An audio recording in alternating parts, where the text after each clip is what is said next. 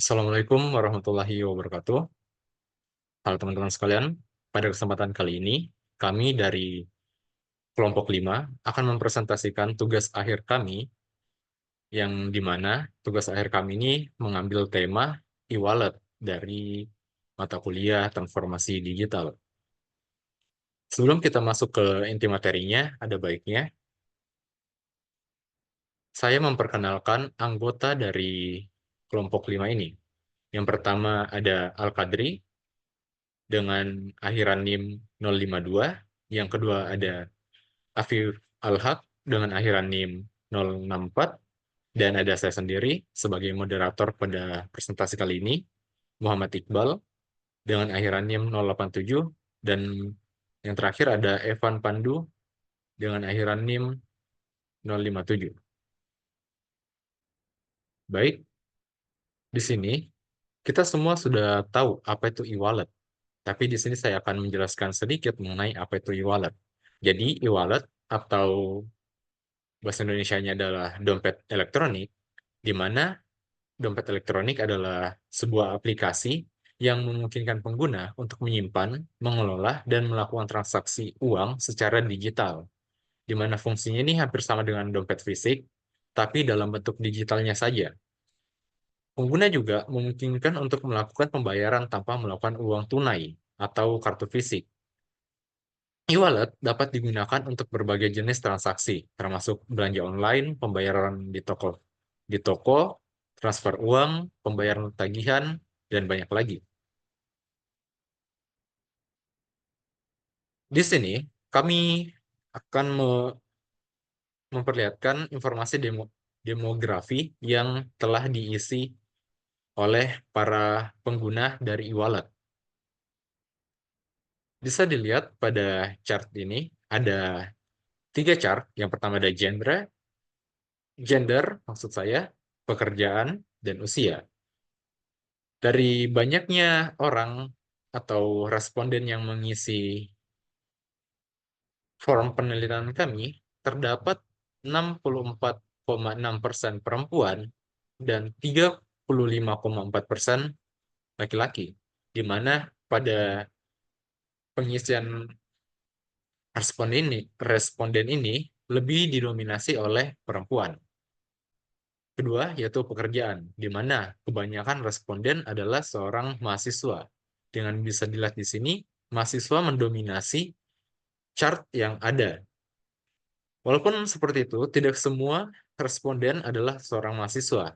Ada yang terdiri dari PNS, karyawan swasta, wira swasta, ada juga yang pengangguran yang mengisi responden kami, dan juga pekerjaan lainnya. Pada usia, kita tahu bahwa zaman sekarang penggunaan e-wallet sangatlah mudah, terutama di kalangan pengguna smartphone, di mana kita bisa lihat dari hasil penelitian kami, ada terdapat banyak usia yang mengisinya, yang memiliki e-wallet, mulai dari usia 14 tahun sampai 48 tahun, di mana yang pengguna e-wallet yang berdasarkan penelitian kami, yang terbanyak ada di usia 80 tahun dan juga 19 tahun. Selanjutnya di penggunaan e-wallet. Baiklah, pada chart ini terdapat ada 4 chart. Yang pertama ada chart yang penggunaan wallet, yang kedua ada chart e-wallet, yang dimana menampilkan aplikasi e-wallet apa saja yang digunakan oleh responden. Yang ketiga ada seberapa sering penggunaan e-wallet, dan yang terakhir ada pertanyaan mengenai seberapa lama penggunaan e-wallet yang digunakan oleh para responden. Jadi yang pertama, pengguna e-wallet. Semua yang mengisi responden form kami 100% menggunakan e-wallet. Lalu di chart kedua, e-wallet yang paling banyak digunakan itu adalah Dana, di mana Dana ini totalnya ada 72,7% dari 100% pengguna. yang mensearch kami, disusul oleh ShopeePay, GoPay, OVO, mBanking, Link Aja, dan e-wallet lainnya. Dan responden juga yang pada chart ketiga, seberapa sering penggunaan e-wallet digunakan oleh responden, mayoritas penggunaan e-wallet adalah beberapa seminggu, di mana totalnya ada 42,4%. Lalu jarang 26,3%, beberapa kali dalam sebulan 20,2%, dan setiap hari ada 11% yang menggunakan e-wallet. Dan pada chart ini tidak ada pengguna yang tidak menggunakan e-wallet yang tidak pernah menggunakan e-walletnya. Dan di sebelah chart ini ada mengenai sudah berapa lama pengguna e-wallet. Dan bisa kita lihat bahwa rata-rata pengguna e-wallet yang mengisi form kami ada 1 sampai 2 tahun, di mana yang mengisi tersebut totalnya ada 34,3%, lalu 6 sampai 12 bulan di atas 2 tahun ada 26,3%, lalu kurang dari 6 bulan itu 21,2%, dan yang terakhir 6 sampai 12 bulan yang menggunakan sudah berapa lama e-wallet yang mereka gunakan. Selanjutnya, persepsi dan kepuasan pengguna. Kemudahan pengguna. Ada 3 pertanyaan, di mana 3 pertanyaan ini ada keterangannya, di mana satu itu sangat mudah, sangat tidak mudah maksud saya. Yang kedua ada tidak mudah, ketiga itu tidak, ketiga itu mudah, keempat itu sangat mudah, dan 5 sangat mudah sekali. Dan bisa dilihat pada chart pertama, seberapa mudah Anda menemukan fitur-fitur yang Anda butuhkan dalam aplikasi wallet. Di sini mayoritas responden mengisi di poin keempat, di mana itu sangat mudah. Ini menandakan bahwa pengguna e-wallet sangat mudah dalam menggunakan aplikasinya. Dan 27,3% memilih sangat mudah sekali dalam menemukan fitur-fitur yang dibutuhkan. Selanjutnya di chart kedua, seberapa mudah proses pengisian saldo dalam aplikasi e-wallet. Di sini, mayoritas responden mengisi di 4, di mana ini sangat mudah. Persentasenya adalah 46,5%, yang lagi-lagi menandakan bahwa penggunaan pengisian saldo e-wallet itu sangatlah mudah, dan bisa kita lihat juga di poin kelima, walaupun dia tidak sebanyak di poin keempat, yaitu sangat mudah, di poin kelima itu mayoritas pengguna e-wallet menganggap bahwa proses pengisian saldo di aplikasi e-wallet itu sangat mudah. Selanjutnya, seberapa mudah proses pendaftaran akun baru di aplikasi e-wallet. Dan di sini kita bisa lihat bahwa responden lagi-lagi mengisi bahwa proses pendaftaran akun baru di e-wallet itu sangat sangat mudah sekali, sangat mudah dan mudah. Walau ada beberapa juga di sini responden yang memilih tidak mudah, di mana hanya sebagian kecil, yaitu 2%, mengisi tidak mudah dalam menggunakan pendaftaran akun baru di aplikasi e-wallet. Selanjutnya, bagaimana penilaian Anda terhadap respon layanan pelanggan e-wallet? Dan bisa kita lihat seberapa mudahnya penggunaan e-wallet itu. Di sini, di poin keempat dan kelima menempati mayoritas pemilih responden.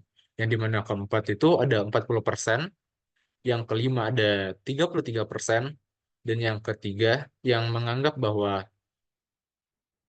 layanan e-wallet itu netral, itu sebesar 24%. Dan di sini ada juga yang mengisi bahwa layanan pelanggan e-wallet itu sangat buruk. Selanjutnya, seberapa puas Anda dengan waktu respon layanan pengguna? Di sini mungkin dalam beberapa kasus e-wallet, proses respon layanan pengguna itu agak sedikit lambat, tapi walaupun seperti itu, bisa kita lihat bahwa di poin responden mengisi di poin keempat dan 5 itu ada 38% di 4, 18% di poin kelima, dan memilih netral itu ada 34%. Dan sangat buruk itu hanya 9,1%-nya saja. Selanjutnya ada seberapa baik layanan pelanggan dalam menyelesaikan masalah. Di sini bisa dilihat bahwa responden memilih netral ada 32,3%. Di poin keempat itu sangat baik, di mana responden mengisinya ada 50,5%. Selanjutnya di poin kelima adalah 17,2%. Baik, kita lanjut ke chart selanjutnya, di mana di sini hampir sama seperti keterangan sebelumnya, ada yang pertama itu sangat buruk, yang pertama itu sangat buruk sekali, yang kedua sangat buruk, yang ketiga netral, keempat sangat baik, dan yang kelima itu sangat baik sekali. Jadi yang pertama, pada chart pertama menampilkan bagaimana penilaian Anda terhadap informasi bantuan yang tersedia di aplikasi e-wallet. Lagi-lagi, mayoritas responden memilih ke poin keempat, yaitu sangat baik. Lalu disusul oleh netral, di mana responden menganggapnya itu netral. Dan yang ketiga itu ada sangat baik sekali di posisi ketiga dengan persentase 21,2%. Walau ada juga responden yang mengisinya sangat buruk. Di chart kedua, seberapa ramah layanan pelanggan dalam membantu Anda? Di sini responden mengisinya di poin keempat, di mana itu sangat sangat baik dalam layanan pelanggan dalam membantu mereka dalam mengatasi sebuah masalah. Dan beberapa dari responden juga mengisinya netral. Lalu ada sangat baik, ada 17,2% persentasenya. Dan walaupun di sini ada juga yang mengisi di poin pertama itu sangat buruk sekali. Baik, selanjutnya ada di seberapa aman Anda merasa saat menggunakan e-wallet. Responden mayoritas memilih poin keempat lagi-lagi menempati posisi pertama, yaitu sangat baik, di mana persentasenya itu ada 47,5%. Lalu ada poin kelima, sangat baik sekali, yaitu persentasenya 29,3%, dan responden mengisi di poin ketiga, yaitu netral, persentasenya itu 17%, dan walaupun ada juga beberapa yang mengisi sangat buruk dalam keamanan penggunaan aplikasi wallet. Chart selanjutnya ada seberapa percaya Anda terhadap keamanan data pribadi Anda dalam aplikasi wallet. Di sini, walaupun ada yang merasa bahwa keamanan pribadi mereka itu sangat buruk, di mana ada 2% responden yang mengisi sangat buruk. Tapi yang mengisi sangat baik dan juga sangat baik sekali itu ada cukup banyak, dan juga beberapa di antara mereka mengisi netral. Dan selanjutnya kita ke seberapa baik aplikasi wallet dalam memberikan informasi transaksi. Di sini bisa dilihat bahwa responden mengisi sangat baik dan sangat baik sekali. Itu persentasenya ada di 43%, lalu di 19%, walaupun ada juga yang mengisi di poin ketiga yaitu netral dalam memberikan informasi transaksi. Ada juga yang memilih sangat buruk dalam transaksinya.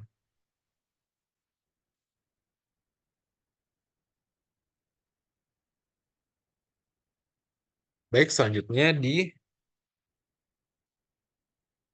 masih di keamanan pengguna, di mana di sini keterangannya sama seperti sebelumnya. Seberapa baik aplikasi wallet dalam menangani kasus pencurian atau kehilangan akun?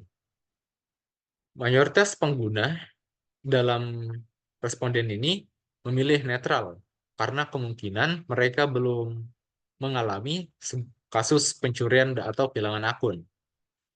Dan di sini ada juga yang memilih poin keempat di mana itu sangat baik, persentasenya itu ada di 32%, dan juga di poin kelima yang sangat baik sekali ada di persentasenya 16,2%.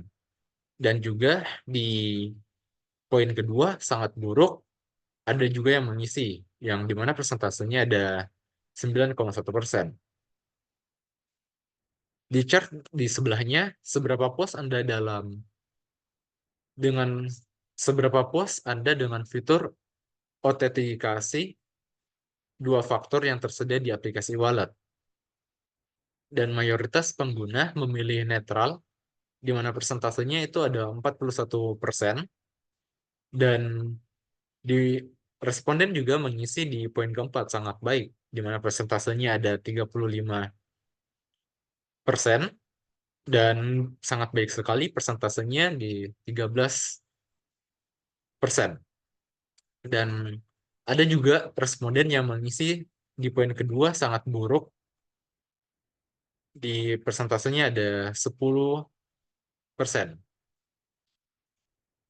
Baik, materi selanjutnya akan dibawakan oleh teman saya dan saya serahkan kepada teman saya untuk melanjutkannya.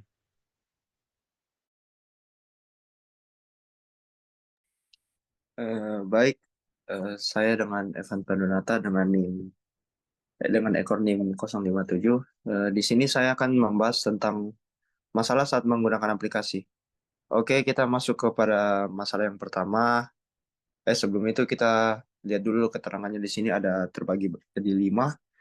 Yang satu itu tidak pernah, yang kedua itu jarang, yang ketiga netral, yang empat itu sering, yang kelima itu selalu. Oke, masalah pertama di sini, seberapa sering Anda mengalami masalah teknis saat menggunakan aplikasi e-wallet? Seperti yang kita lihat pada chart tersebut, di sini rata-rata menuliskan 4 dengan 44,4%. Terjadi mungkin sering sekali masalah saat masalah teknisnya di e-wallet, dan ada juga yang selalu dengan persentase 15,2%, ada juga yang netral 35,4%. Oke, kita lanjut pada masalah selanjutnya. Masalah selanjutnya itu seberapa sering Anda menghadapi error atau bug dalam aplikasi wallet. Seperti kita lihat di sini, eh, posisi teratas itu ada netral 37,4%. Mungkin jarang-jarang yang menghadapi error atau bug dalam aplikasi wallet. Kita melihat di sini karena yang keempat itu sering juga, ternyata lumayan sering dengan 34,3%, dan ada juga yang kelima selalu 19,2%. Dan masalah selanjutnya kita masuk kepada seberapa baik aplikasi wallet dalam menangani pembaruan atau pemeliharaan. Kita bisa melihat di sini sering dengan 40,4%. Di posisi kedua ada selalu 33,3%, dan posisi ketiga ada netral ada 24,2%. Jadi bisa kita ambil kesimpulan di sini, eh, aplikasi wallet lumayan baik dalam menangani pembaruan atau pemeliharaan. Oke, next slide.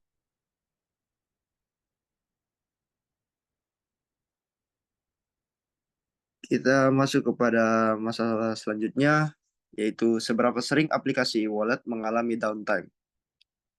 Kita bisa melihat di sini posisi pertama itu ada sering dengan persentase 38,4%. Posisi kedua ada netral dengan persentase 34,3%. Dan posisi ketiga ada selalu dengan persentase 18,2%. Jadi di sini lebih sering terjadi downtime dalam aplikasi wallet. Masalah selanjutnya kita bisa lihat di sini seberapa cepat masalah teknis diselesaikan oleh tim aplikasi e-wallet. Kita melihat di sini uh, sering dengan persentase 50,5%. Posisi kedua ada netral dengan persentase 32,3%. Posisi ketiga ada selalu dengan persentase 17,2%. Jadi di sini lumayan cepat masalah teknis bisa diselesaikan oleh tim aplikasi e-wallet. Next slide.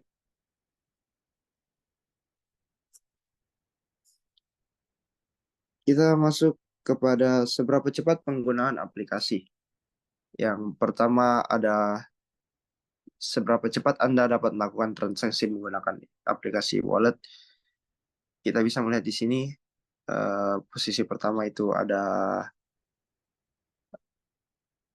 sering dengan presentasi 42,4%. Posisi kedua ada 31,3%, netral. Posisi ketiga ada selalu dengan presentasi 21,2%. Jadi lumayan cepat kita bisa melakukan transaksi dalam menggunakan aplikasi e-wallet. Yang kedua, ada seberapa cepat proses pengisian saldo selesai. Dengan posisi pertama itu ada sering dengan presentasi 42,4%. Posisi kedua itu ada 35,4%, netral. Dan posisi ketiga ada selalu dengan presentasi 17,2%. Jadi lumayan cepat juga proses pengisian saldo selesai. Dan selanjutnya ada seberapa cepat proses penarikan saldo dari aplikasi wallet. Kita bisa melihat di sini mayoritas juga mengisi sering. Jadi kita bisa simpulkan langsung di sini kalau proses penarikan saldo dari aplikasi wallet itu lumayan cepat juga. Dan kita melihat selanjutnya ada seberapa cepat aplikasi e-wallet memuat halaman dan fitur-fitur. Kita bisa melihat di sini dengan posisi pertama itu 51,5%. Dan posisi kedua ada 27,3% netral, dan posisi ketiga ada 19,2%. Jadi kita bisa simpulkan di sini kalau aplikasi wallet itu lumayan cepat dalam memuat halaman dan fitur-fiturnya.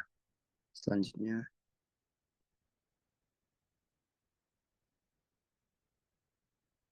oke, kita masuk pada pengalaman umum.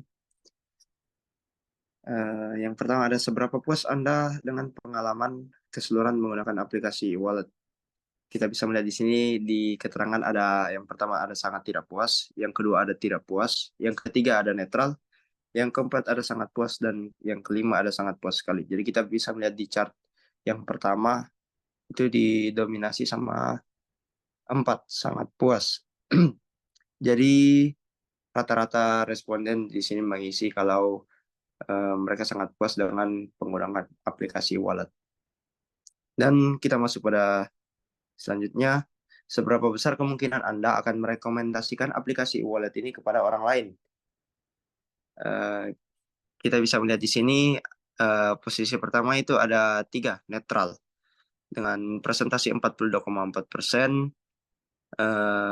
Yang posisi kedua ada sangat puas dengan presentasi 32,3%. Dan yang ketiga ada sangat puas sekali dengan presentase 16,2%.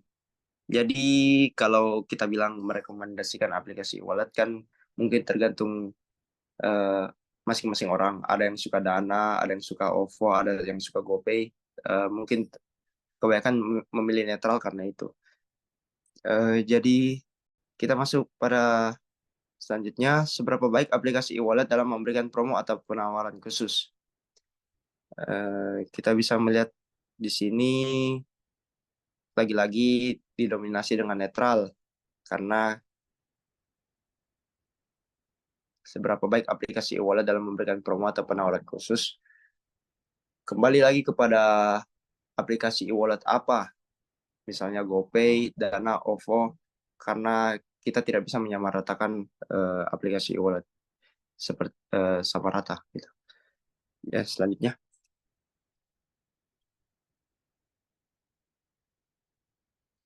kita masuk kepada saran dan masukan.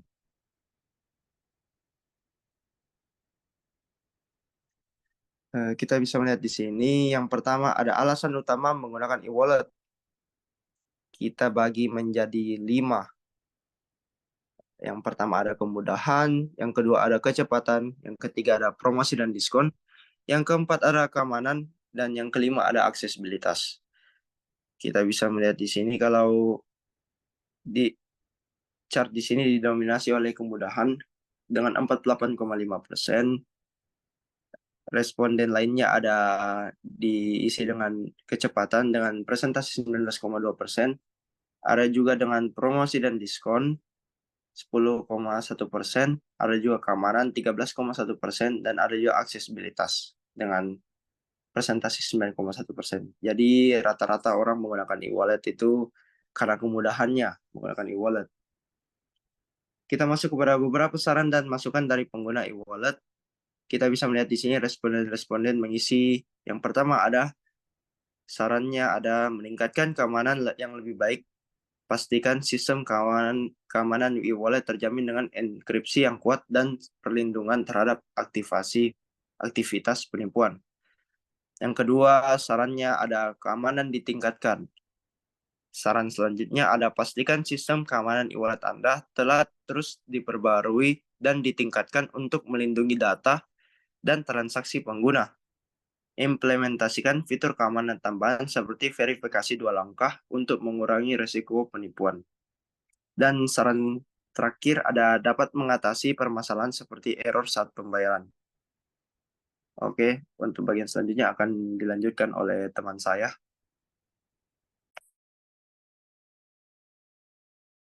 Baik, Bismillahirrahmanirrahim. Perkenalkan, nama saya Andi Afif Alhaq dengan ekor NIM H07122164. Nah, kita masuk ke penerapan Smart PLS.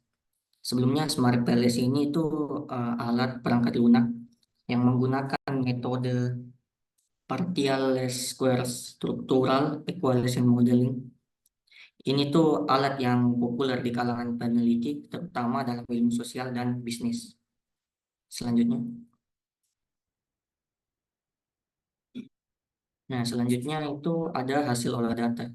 Di sini ada metode, dua penerapan dari Smart PLS sendiri. Yang pertama itu melihat hasil outer loading untuk indikator X21 dan Y13 yang lumayan jauh dari 0,7. Maka diputuskan untuk melakukan penghapusan indikator kemudian mengolah data kembali. Terus yang di sebelah kanan yang pada tabel itu melihat juga hasil di bagian outer loading dalam bentuk matriks. Maka kami memutuskan untuk menghapus indikator X21 dan Y13 karena berwarna merah dan juga agar data yang kami screenshot bagus. Selanjutnya. Baik, saya lanjutkan untuk slide ini hasil olah data dari PLS SEM algorithm. Nah, dimulai dari variabel kemudahan pengguna. Nah, kemudahan pengguna ini bercabang ke keamanan pengguna dan kecepatan pengguna. Ke keamanan pengguna, jalur koefisiennya itu bernilai minus 0,006, yang artinya banyak dari responden kami yang memiliki masalah terkait keamanan. Tetapi pada jalur koefisien ke kecepatan pengguna itu 0,466, yang artinya kecepatan dari e-wallet ini cukup stabil dari responden kami. Terus ada kecepatan pengguna ke keamanan pengguna. Ini jalur koefisiennya itu 0,823, yang artinya karena kecepatan dari e-wallet ini juga meningkatkan keamanan eh, dari data-data pengguna itu sendiri, pengguna responden kami. Lalu ada keamanan pengguna ke layanan pengguna dengan jalur koefisiennya itu minus 0,216. Nah, ini itu artinya apabila banyak dari responden kami yang memiliki masalah keamanan, lalu kurang dapat feedback dari pihak admin dari e-wallet itu sendiri, sehingga dapat minus 0,216. Lalu kecepatan pengguna ke layanan pengguna itu melebihi dari 1, yaitu 1,031. Nah, ini artinya layanan pengguna ini untuk dari kecepatan eh, kecepatan dari aplikasi yang dipakai oleh responden kami em, meningkatkan layanan yang diterima oleh responden kami. Nah, dari layanan pengguna ke masalah pengguna ada 0,576. Nah, untuk masalah yang di setiap masalah yang diterima oleh responden kami selalu mendapat feedback oleh admin dari layanan pengguna, selalu sehingga dapat ini meningkatkan pengalaman dari pengguna itu sendiri dengan jalur koefisien itu 0,777. Oke, next. Selanjutnya ada outer loading matrix. Metrik yang outer loading matrix ini yang menunjukkan sejauh mana indikator-indikator atau variabel yang terukur berkorelasi dengan konstruk laten atau variabel yang tidak terukur secara langsung.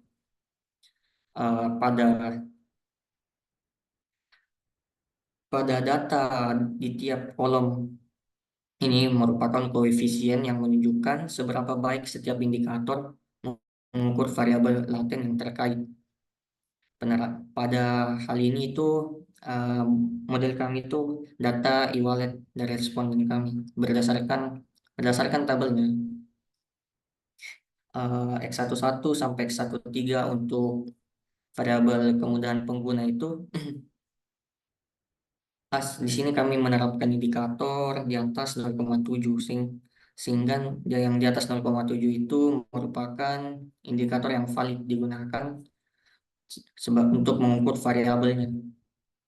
Nah, sebenarnya X11 sampai X13 itu untuk kemudahan pengguna di atas 0,7, yang artinya uh, valid untuk digunakan untuk mengukur variabelnya. Lalu di X22 sampai X25 juga itu di atas 0,7, yang artinya juga valid untuk digunakan dalam mengukur variabel. X31 sampai X35 juga valid. Y11 sampai Y15 juga valid untuk digunakan untuk variabel masalah pengguna. Sampai yang terakhir itu Z1 sampai Z3 itu juga valid dalam mengukur variabel pengalaman pengguna. Next. Baik, selanjutnya ada hasil olah data, diskriminan, validity, dan cross-loading. Nah, pada tabel ini memastikan bahwa konstruk atau variabel laten dalam model benar-benar berbeda satu sama lain. Seperti contoh itu pada baris pertama X11. Loading pada kemudahan pengguna itu 0,392. Pada kecepatan pengguna 0,465. Pada kemudahan pengguna 0,907. Pada layanan pengguna 0,361. Pada masalah pengguna 0,363 dan pengalaman pengguna 0,285. Nah, X11 ini lebih terkait dengan nilai yang lebih besar, yaitu di kemudahan pengguna dibandingkan dengan variabel laten yang sebarisnya. Nah, ini tuh menunjukkan validitas diskriminannya yang baik. Lalu kita misal ambil contoh lagi di X12. Nah, di X12 ini eh, sama tetap tetap terkait dengan kemudahan penggunanya. Yang artinya di variabel kemudahan pengguna ini dibandingkan dengan variabel laten lainnya itu mm, menunjukkan validitas diskriminasi yang lebih baik pada variabel kemudahan pengguna. Lalu next,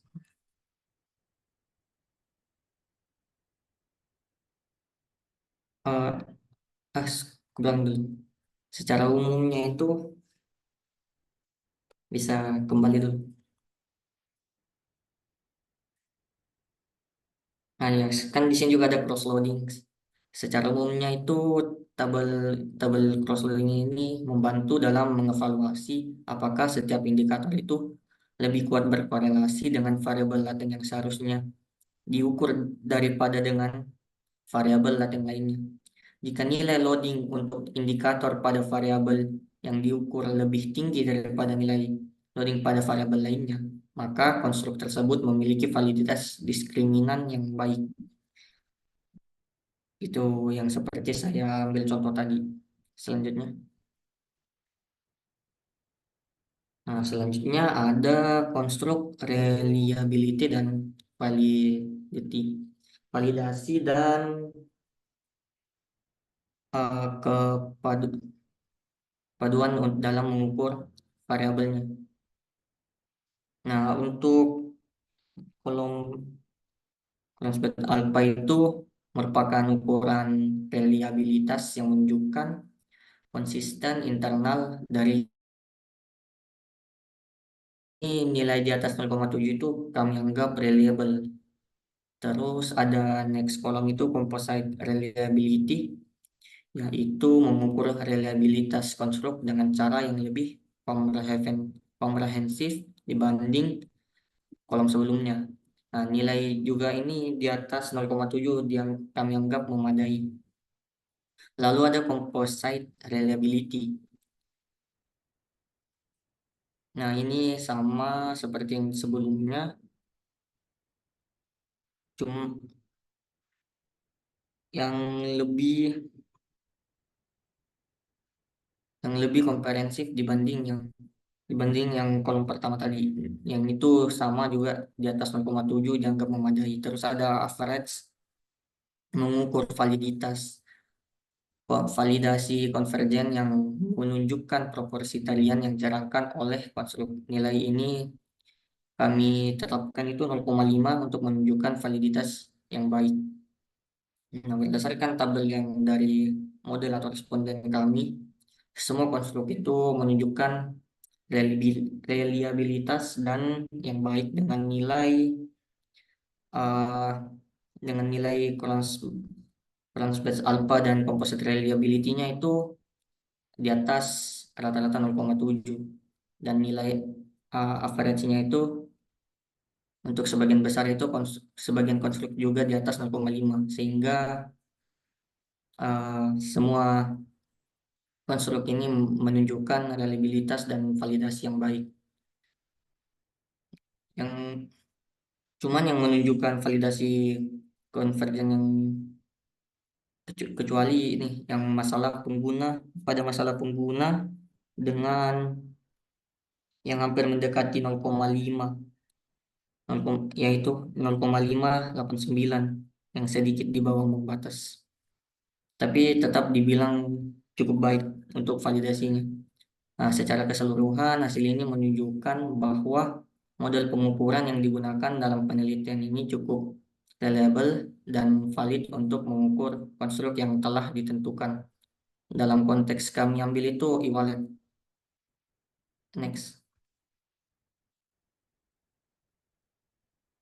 Mungkin itu saja. Saya serahkan selanjutnya akan dilanjutkan oleh teman saya.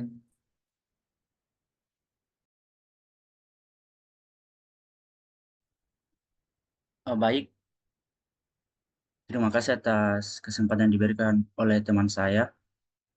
Mungkin selanjutnya kita masuk di inner model. Tapi sebelum itu saya juga ingin sedikit memperkenalkan diri. Saya atas nama Al-Kadri dengan ekor NIM 052. Di sini juga saya ingin menjelaskan dulu sedikit perbedaan antara inner model dan outer model, di mana ini sangat penting dalam analisis PLS SEM ini, di mana outer model itu dia memastikan bahwa indikator-indikator yang digunakan adalah valid dan reliable dalam mengukur variabel lain. Sementara untuk inner model sendiri itu dia mengevaluasi hubungan kausal dan korelasi antara variabel laten yang dihipotesiskan dalam penelitiannya. Tetapi keduanya bersama-sama memberikan gambaran lengkap tentang validitas keseluruhan model dan hubungan antar variabel dalam penelitian. Mungkin itu perbedaan antara inner model dan outer model.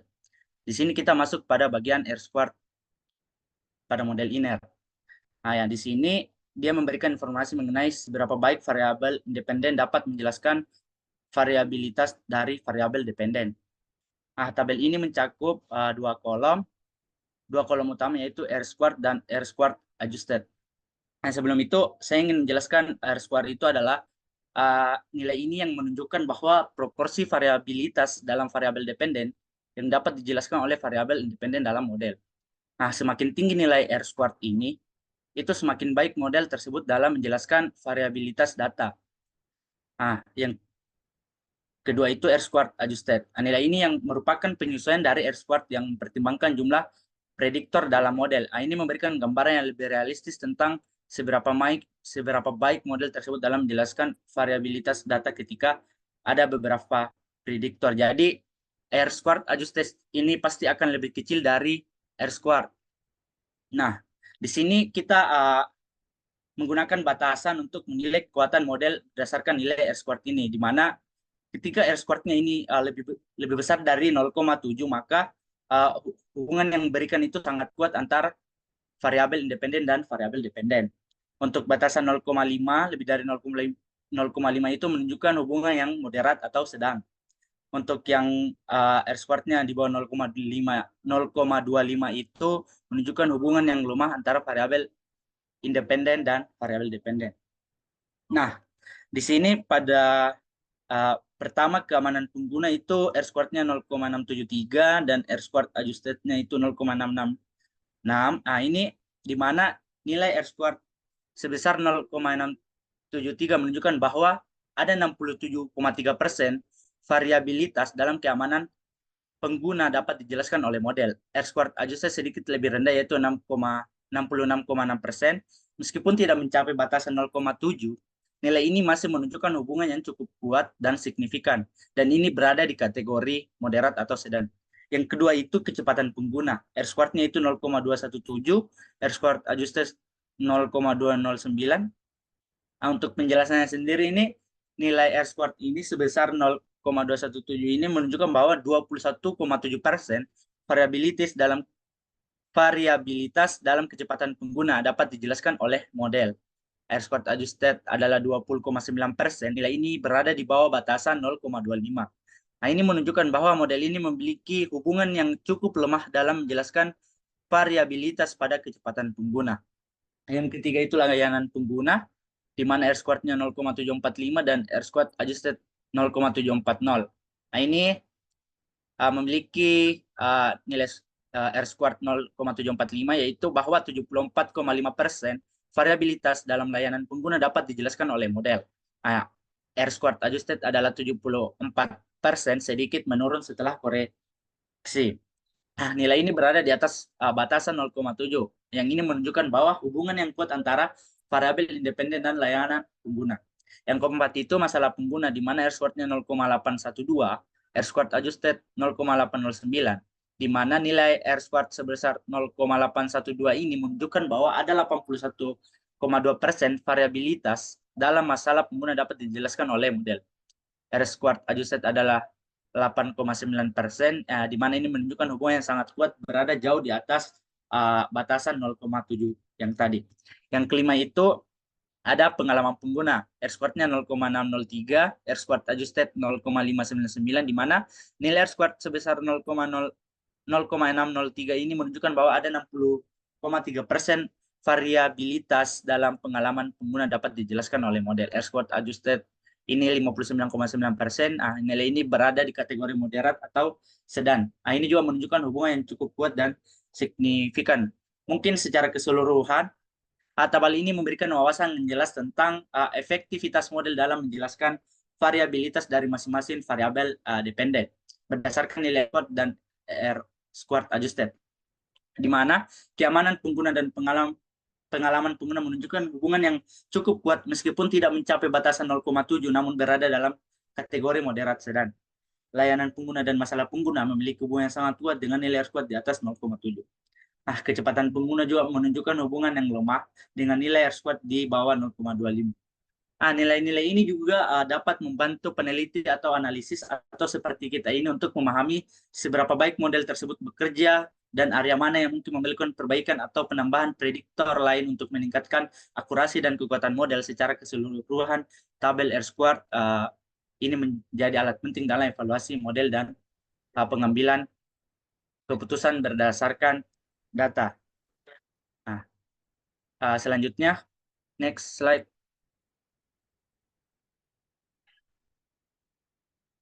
Selanjutnya kita masuk pada F squared, di mana ini juga membantu kita memahami kekuatan pengaruh antara variabel dalam sebuah penelitian. Tabel ini juga memiliki beberapa variabel utama sama yang tadi, yaitu keamanan pengguna, kecepatan pengguna, kemudahan pengguna, layanan pengguna, masalah pengguna, dan pengalaman pengguna. Pada tabel ini, nilai-nilai yang ditampilkan menunjukkan seberapa besar pengaruh satu variabel terhadap variabel lainnya. Mungkin ada beberapa penjelasan, yaitu warna merah itu lemah, yang 0,0, di mana nilai F squared yang ditunjukkan dengan warna merah ini menunjukkan pengaruh antar variabel lemah karena di bawah 0,15. Misalnya pada tabel kemudahan pengguna terhadap layanan pengguna memiliki nilai 0,0 yang berwarna merah menandakan bahwa pengaruhnya sangat lemah. Warna hitam atau sedang ini, dia nilai F square yang ditunjukkan di warna hitam berada dalam rentan 0,15 sampai 0,349. Ini menunjukkan bahwa pengaruh antar variabel adalah sedang. Sebagai contoh pada tabel ini, itu layanan pengguna terhadap keamanan pengguna memiliki nilai 0,277 yang berwarna hitam, menunjukkan bahwa pengaruhnya berada di tingkat sedang. Warna hijau atau kuat ini, nilai F squared-nya yang ditunjukkan dengan warna hijau itu memiliki batasan di atas 0,35. Ini menunjukkan bahwa pengaruh antara variabel adalah kuat. Misalnya pada tabel ini itu contohnya pengalaman pengguna terhadap kecepatan pengguna memiliki nilai 1,619 yang berwarna hijau menandakan pengaruh yang sangat kuat. Untuk lebih rincinya kita bisa melihat beberapa contoh dari tabel, yaitu seperti yang tadi, keamanan pengguna kecepatan pengguna nilainya 1,619 yang berwarna hijau, itu pengaruh yang sangat kuat. Dan untuk kecepatan pengguna kemudahan pengguna itu nilainya 0,0 yang berwarna merah, menunjukkan bahwa pengaruhnya sangat lemah. Kemudian yang kemudahan pengguna ke layanan pengguna itu nilainya 0,277 yang berwarna hitam, menunjukkan pengaruh yang sedang. Dan layanan pengguna ke pengalaman pengguna itu nilainya 1,520 yang berwarna hijau, menunjukkan pengaruh yang sangat kuat. Ini penjelasan warna dan batasan nilai ini kita dapat terbantu dalam memahami seberapa signifikan satu variabel mempengaruhi variabel lainnya dalam model tersebut. Dengan demikian, tabel F squared ini menjadi alat yang sangat penting dalam analisis data untuk mengidentifikasi kekuatan hubungan antar variabel. Misalnya jika sebuah variabel menunjukkan pengaruh yang lemah terhadap variabel lain atau warna merah, mungkin kita perlu diperiksa lebih lanjut atau dilakukan intervensi untuk meningkatkan pengaruh tersebut. Mungkin secara keseluruhannya analisis F squared ini memberikan wawasan yang berharga dalam memastikan dinamika hubungan antara variabel dalam penelitian yang dapat digunakan untuk pengambilan keputusan lebih lanjut dalam konteks pengembangan layanan atau produk. Mungkin next.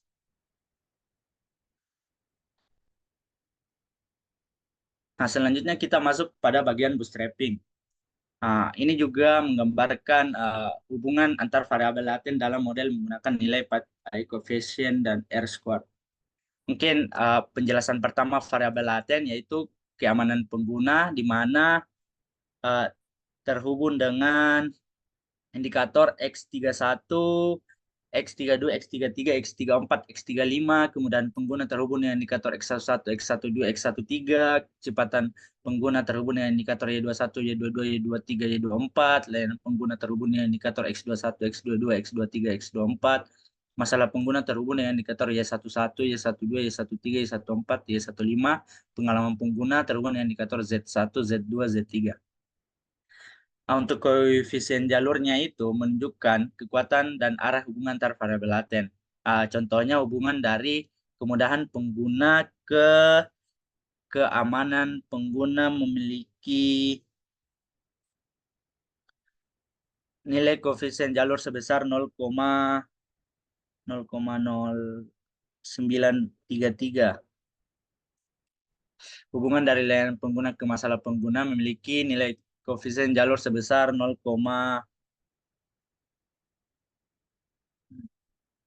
layanan pengguna ke masalah pengguna memiliki jalur sebesar 0,812. Terus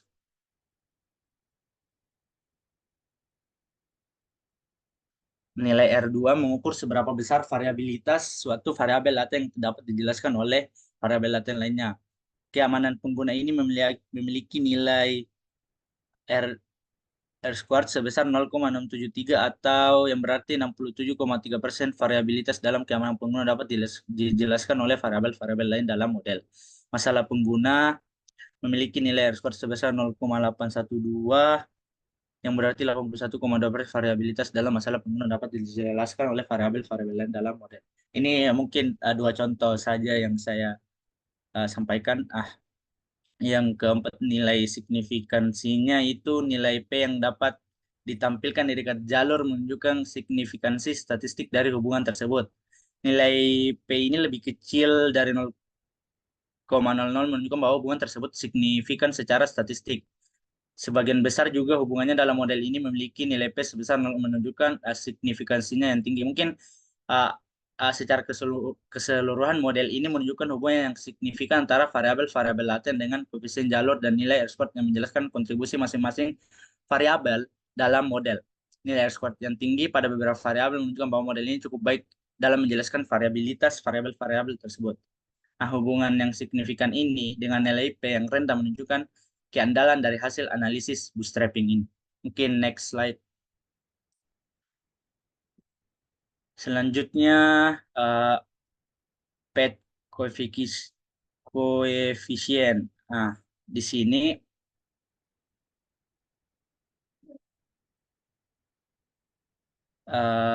jalur ini itu ada nilai rata-rata, nilai standar deviasi, nilai T, dan nilai P. Mungkin langsung ke keamanan pengguna. Layanan pengguna memiliki koefisien asli sebesar 0,216 dan nilai P sebesar 0,042 atau nilai P value yang menunjukkan hubungan signifikan. Keamanan pengguna ke masalah pengguna itu memiliki koefisien asli sebesar 0,420 dengan nilai P value sebesar 0,00 menunjukkan hubungan sangat signifikan. Kecepatan pengguna memiliki koefisien asli sebesar kecepatan pengguna ke keamanan pengguna memiliki koefisien asli sebesar 0,823 dengan nilai P value sebesar 0,0 menunjukkan hubungan sangat signifikan. Kecepatan pengguna ke layanan pengguna memiliki koefisien asli sebesar 1,031 dengan nilai P value sebesar 0,00 menunjukkan hubungan sangat signifikan. Kemudahan pengguna ke keamanan pengguna memiliki koefisien asli sebesar min 0,06 dengan nilai P value sebesar 0, menunjukkan hubungan tidak signifikan.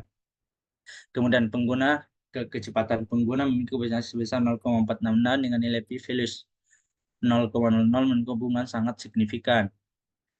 Ini layanan pengguna ke masalah pengguna memiliki koefisien asli sebesar 0,576 dengan nilai P sebesar 0,00 menunjukkan hubungan sangat signifikan. Masalah pengguna ke pengalaman pengguna memiliki koefisien asli sebesar 0,77 dengan nilai P value sebesar menunjukkan hubungan yang sangat signifikan. Untuk rata-ratanya, sampel mean dan standar deviasi pada kolom sampel mean M menunjukkan rata-rata dari sampel yang diambil pada kolom standar deviation STDF. Itu menunjukkan penyimpangan standar dari nilai koefisien. T statistik dan nilai value kolom T statistik ini menunjukkan nilai T yang dihitung berdasarkan koefisien asli dibagi dengan standar deviasi. Kolom P value menunjukkan signifikan statistik dari koefisien jalur nilai P di bawah. Nah, mungkin kesimpulannya itu sebagian besar hubungan yang ditunjukkan dalam tabel ini adalah signifikan, kecuali untuk hubungan kemudahan pengguna ke keamanan pengguna yang memiliki nilai P sebesar 0,944, menunjukkan bahwa hubungan ini tidak signifikan. Mungkin next slide. Nah, untuk pada bagian PLS Predict LF Summary, ini menunjukkan tabel ringkasan dari hasil olah data yang berfokus pada goodness of fit atau GOV dalam model PLSM ini. Tabel ini menyajikan nilai Q kuadrat Predict, RMSE, dan MAE untuk beberapa variabel laten. Untuk penjelasan tabelnya pada Q Predict ini digunakan untuk mengukur kekuatan prediksi dari model. Semakin tinggi nilai Q Predict-nya, semakin baik model tersebut dalam prediksi variabel yang bersangkutan. Seperti keamanan pengguna memiliki nilai Q Predict sebesar 0,124, kecepatan pengguna memiliki nilai Q Predict sebesar 0,195, layanan pengguna memiliki nilai Q Predict sebesar 0,137, masalah pengguna memiliki nilai Q Predict sebesar 0,133, pengalaman pengguna memiliki nilai Q Predict sebesar 0,058. Pada RMSE itu mengukur seberapa besar kesalahan prediksi yang dihasilkan oleh model. Semakin rendah nilai root mean squared error ini, maka semakin baik kualitas prediksi model. Keamanan pengguna memiliki nilai RMSE sebesar 0,955, kecepatan pengguna memiliki nilai RMSE sebesar 0,919, layanan pengguna memiliki nilai RMSE sebesar 0,948, masalah pengguna memiliki nilai RMSE 0,949, pengalaman pengguna memiliki nilai RMSE sebesar 0,991.